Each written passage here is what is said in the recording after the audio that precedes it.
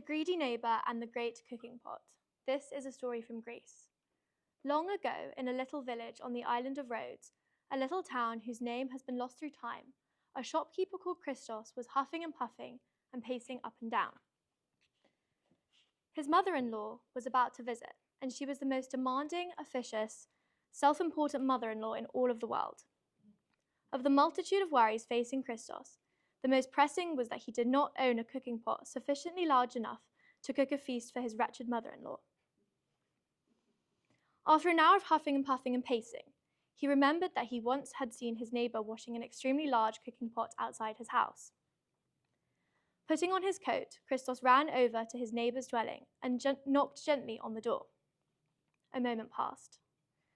The door swung inwards and the neighbour's head poked out. "What do you want?" he spat gruffly. "Dear neighbour," said Christos, "I have my mother-in-law coming for dinner, and, as you can imagine, I'm duty-bound to prepare her a feast. But I don't have a pot worthy of her swollen ego. So, I was hoping I might borrow your magnificent pot." Rolling his eyes, the neighbour spat an insult and slammed the door shut. With no other choice, Christos knocked again.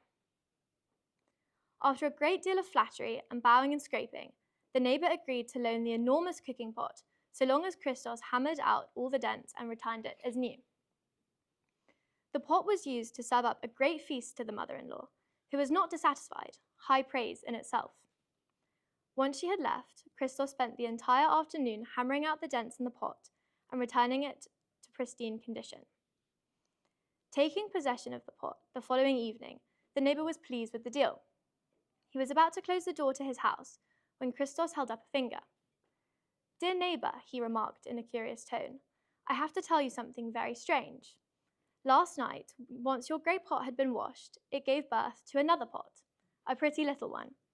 And as the small pot is the progeny of the great pot, I can only assume it belongs to you." Bowing in respect, Christos handed over the lovely little pot, which was all shiny and new. As you can imagine, the greedy neighbour was thrilled beyond words. And the next time Christos asked to borrow the great pot, he was only too pleased to oblige, secretly hoping, of course, that his pot would give birth once again. A day passed, then another, but the great pot wasn't returned. Enraged, the neighbour bounded from his home and thumped a fist on Christos's door. A little time passed, then Christos emerged, his face sullen. "Where's my great pot?" thundered the neighbour. "And where's the baby pot I'm expecting to have it produced?" Christos sighed. "My dear neighbour," he said in a cold tone, "I believe that we have established that through some inexplicable alchemy, known only to them, pots can be born just like humans."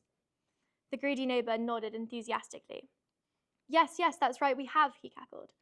"Well," Christos roared, "I'm terribly sorry to inform you that, last night, a little after 10 o'clock, your great pot succumbed to a short and terrible illness and is now dead."